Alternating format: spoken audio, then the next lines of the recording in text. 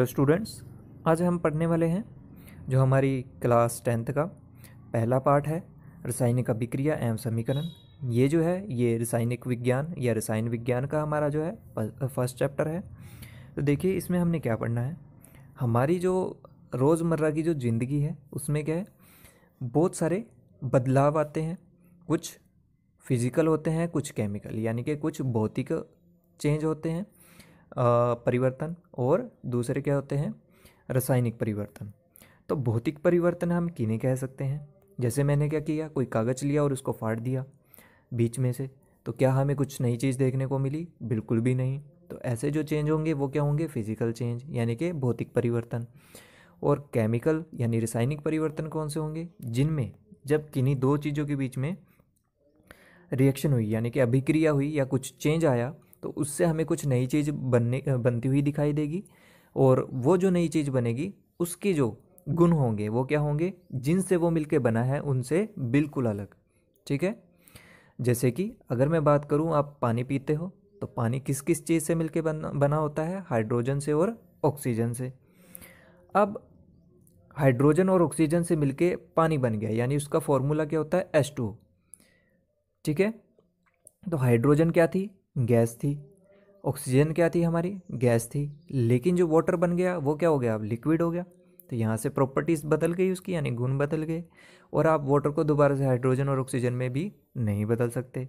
ठीक है। तो ऐसे जो चेंज होंगे, यानी कि ऐसे जो बदलाव होंगे, उन्हें हम बोलेंगे रासायनिक परिवर्तन। और भी हमारे पास बहुत सारे जो है स्थितियाँ होती हैं जो हम डेली लाइफ में देखते हैं। जैसे कि गर्मियों में जो है दूध फट जाता है हमारा, अगर उसको आप बाहर रख देते हो गर्मी में।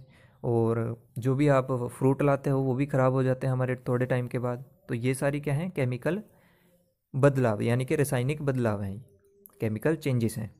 तो अब हम पढ़ने वाले हैं कि रासायनिक अभिक्रिया और समीकरण क्या है। तो रासायनिक अभिक्रिया वो अभिक्रिया होती है जिसमें कोई भी रासायनिक बदलाव आता है। ठीक है। कहीं पर भी रासायनिक बदलाव जहाँ पर आएगा हमारा, वो क्या होगी? हमारी एक रासायनिक अभिक्रिया। ठीक है। देखिए, जब कोई रासायनिक परिवर्तन होता है तो हम कह सकते हैं कि एक रासायनिक अभिक्रिया हुई है। अब इतना हम मतलब अब कोई केमिकल परिवर्तन हम कैसे पता लगा पाएंगे, यानी कि रासायनिक परिवर्तन कैसे हम पता लगा पाएंगे कि कहीं पर हुआ है या नहीं? तो देखिए, हम कुछ क्रियाकलाप देखते हैं। तो जो हमारा पहला क्रियाकलाप है उसमें हमें क्या कहा है? देखिए, आपने इसमें क्या करना है, एक मैग्नीशियम को लेना है और उसको अच्छी तरह से साफ़ कर लेना है, यानी मैग्नीशियम रिबन को लेकर अच्छी तरह से साफ़ कर लेना है। किससे? रेगमार से। इसको इंग्लिश में बोलते हैं सैंड पेपर। तो रेगमार से साफ़ क्यों करना है? क्योंकि जो मैग्नीशियम है, अगर आपने उसको हवा में खुला छोड़ दिया, ठीक है, यानी वायु के संपर्क में जो अगर वो आ गया और गैसेस जो हैं उसमें डिफरेंट डिफरेंट और या एसिड्स जो हैं उनसे उसकी रिएक्शन हो गई, अभिक्रिया हो गई, तो वो क्या बना लेगा? एक मैग्नीशियम ऑक्साइड की परत अपने ऊपर। और वो क्या करेगी? जलने में अवरोध पैदा करेगी। तो इसको मैग्नीशियम रिबन को इसलिए अच्छी तरह से साफ़ करना ज़रूरी होता है जलाने से पहले। अब आपने इसको साफ़ कर लिया। अब आप क्या करेंगे? कोई भी चीज़ जलाते हो तो ऑक्सीजन के प्रेजेंट में ही जलती है। आपने क्या करना है? इसको जलाना है ऑक्सीजन के प्रेजेंट में। तो और इसको आपने कैसे पकड़ना है? देखिए, चिमटे की हेल्प से आप इसे पकड़ोगे और जलाना शुरू कर दोगे। और एक वॉच ग्लास होता है हमारे पास, उसमें आपने इसको इकट्ठा करना है, जो भी यहाँ से पाउडर निकलेगा। तो जब ये मैग्नीशियम रिबन जलेगा तो ये एक बहुत ज़्यादा चमक के साथ जलेगा। और मतलब वो चमक जो होगी वो किस तरह की होगी? बिल्कुल वाइट कलर की। और जब जल जाएगा तो यहाँ पर एक पाउडर देखने को मिलेगा, जो पाउडर किसका होगा? मैग्नीशियम ऑक्साइड का। ठीक है। और इसका जो कलर होता है वो क्या होता है? सफ़ेद, यानी कि वाइट। तो ये हमने फर्स्ट क्रियाकलाप देख लिया। तो इसमें आपने ध्यान रखना है कि 1 मार्क्स का क्वेश्चन पूछ लिया जा सकता है कि मैग्नीशियम ऑक्साइड का कलर क्या होता है? वाइट। फिर हमारा क्रियाकलाप सेकंड है। तो क्रियाकलाप 2 में आप क्या देखोगे? आपने क्या करना है? एक परख नली लेकर, ठीक है, उसमें लेड नाइट्रेट यानी सीसा बोलते हैं जिसे, आप सीसे का फॉर्मूला पूछा जा सकता है तो लेड को बोलते हैं हम सीसा। ठीक है। लेड नाइट्रेट लेना है, उसका घोल। ठीक है। दूसरा आपने यूज़ करना है पोटेशियम आयोडाइड, इसका घोल, दोनों के घोल को मिक्स करना है। तो आपको देखने को क्या मिलेगा, लेड आयोडाइड आपको देखने को मिलेगा बनता हुआ, और पोटेशियम नाइट्रेट बनता हुआ दिखाई देगा। तो ये दो चीज़ें आपको मिलेंगी। अब इससे भी आपको क्वेश्चन पूछा जाता है कि ये किस तरह की रिएक्शन है। तो ये हम आने वाले जो चैप्टर है वहाँ पर पढ़ेंगे, मतलब कि इसी चैप्टर में आगे पढ़ेंगे। और इसका कलर क्या होता है, इसका रंग पूछ लिया जाता है लेड आयोडाइड का। तो लेड आयोडाइड का जो कलर होता है वो होता है पीला, यानी कि येलो। ठीक है, ये भी आपको ध्यान रखना है, ये भी 1 मार्क्स में पूछ लिया जा सकता है।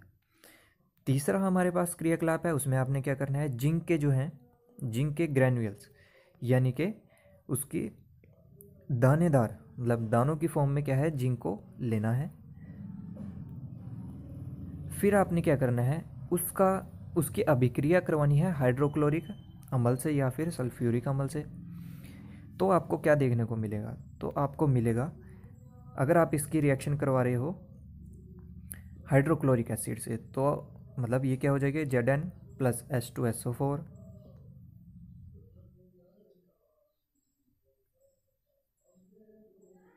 और आपको मिलेगा क्या, ZnSO4,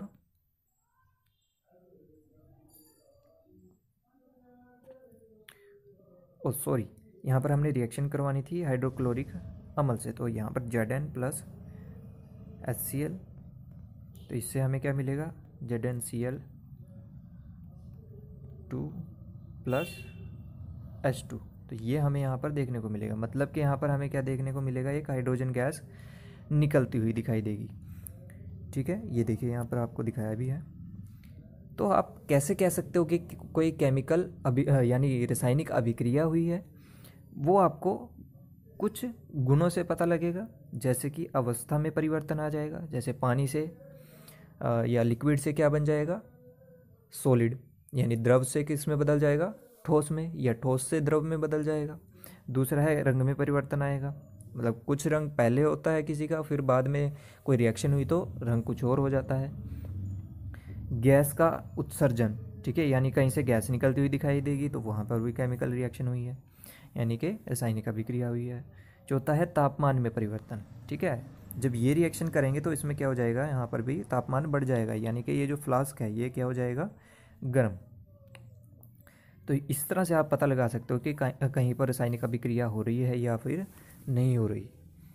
उसके बाद हम पढ़ते हैं रासायनिक समीकरण। अब रासायनिक समीकरण क्या है कि जो भी आपको रासायनिक अभिक्रिया के बारे में पता लगा कि यहाँ पर कोई चेंज आया है या बदलाव आया है, उसको आप सिंबल की फॉर्म में लिखोगे, ठीक है, यानी शब्द की फॉर्म में लिखोगे, तो उसे हम क्या बोलते हैं, रासायनिक समीकरण। जैसे हमने क्रियाकलाप 1 पढ़ा था, तो उसमें क्या था, मैग्नीशियम, फिर ऑक्सीजन, और फिर उससे मिला था हमें मैग्नीशियम ऑक्साइड।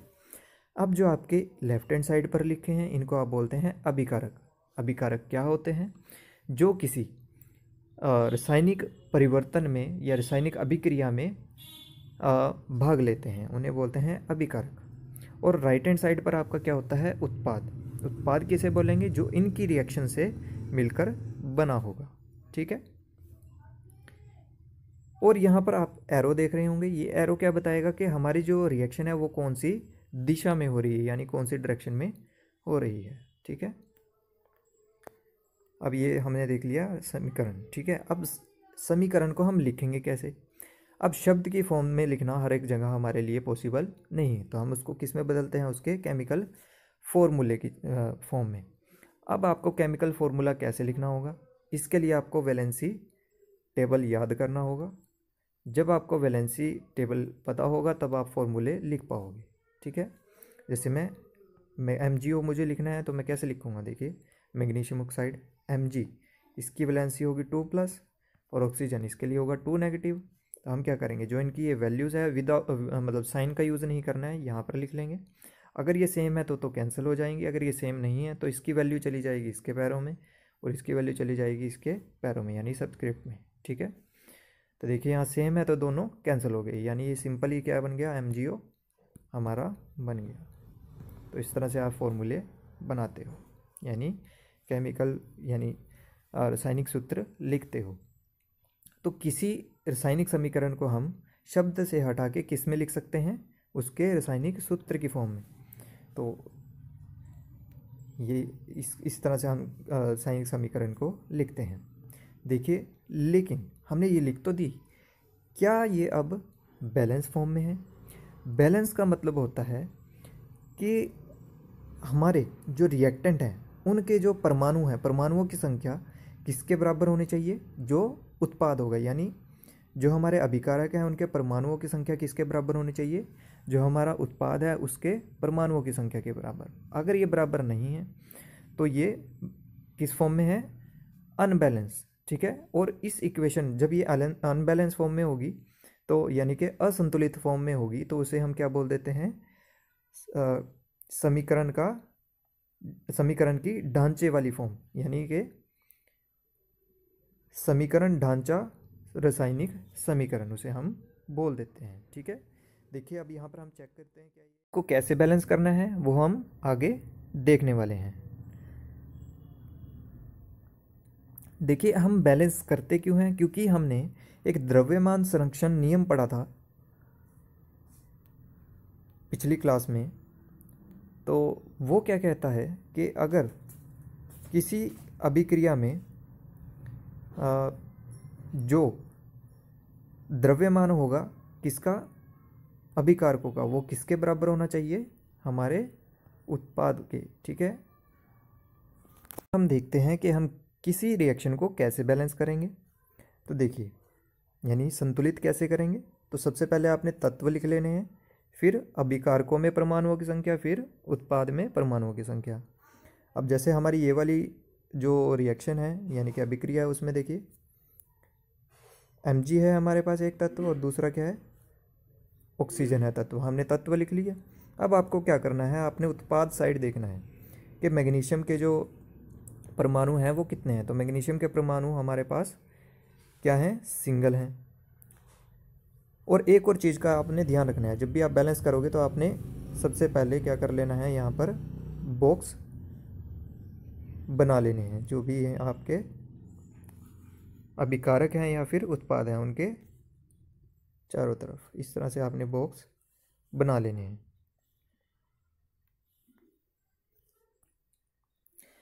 फिर उसके बाद आप बैलेंस करोगे रिएक्शंस को।